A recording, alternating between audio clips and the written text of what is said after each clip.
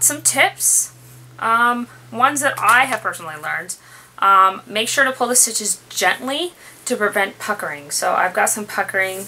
They're not as bad on the side, but I noticed that on the top, 'cause this is where all my embroidery is.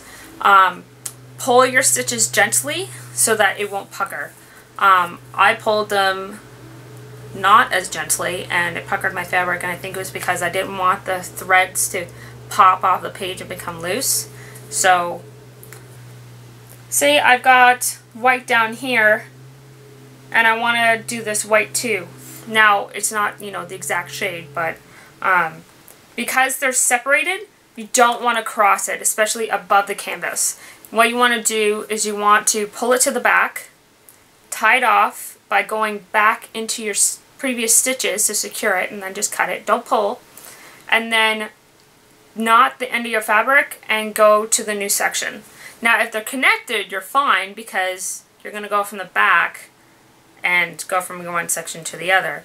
But I think it's because if you have like say neon and you're using like this dull brown, you don't want that neon to show through the fabric, or not the fabric, but like the thread. You also want to make sure that you're not doing more than one color at a time. You only want to do your blue area, then your green, then your purple. Just do one color at a time. That way it doesn't get knotted. They also suggested that you keep your lengths of your threads to like 18 inches. Now what I did is instead of taking the embroidery floss, you like take a couple strands in each finger and kind of spread it in a Y and untwist it. I just took one thread and doubled up as I need it. So I end up taking longer stitches because they end up getting shorter as I doubled it up. Try to keep all your stitches the same length. That way it's more consistent and it's more aesthetically pleasing. Stitch one color thread at a time or bead. If you are using a stiff fabric, if you're not working on it, take it out of your tension wheel so that way it doesn't get warped by that little round circle that you've created or start stretching in certain areas.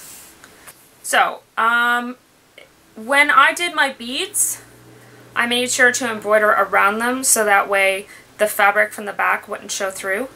So that's one of my personal tips that I've accumulated from this project. So next up is stitch types. Now there are a whole bunch of different kinds. There are the ones where you work by a grid and you do like a whole bunch of little X's, and those are cross stitches. I personally don't like those because your canvas is still showing through. So if it's a white canvas, it's still white. Even though you've covered in like green and a whole bunch of different colors, you're still going to see the back of your canvas, and I really don't like that. It's like drawing something and half coloring it. I really don't like that.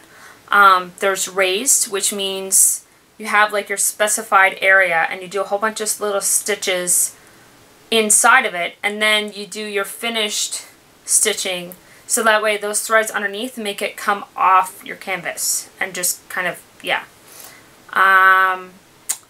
So you can also use different kinds of threads or ribbons so that way, you know, embroidery floss kind of looks like just, you know, regular thread, but it's specifically for embroidering. You can also use like wool or yarn. You can use ribbons in case you want them to be big and really pop off the page. That's where it gets more textural instead of 2D. I hope that I helped you guys out, and if you have any questions or requests, feel free to put your send off in the comments below, and I'd be more than happy to help you. Bye!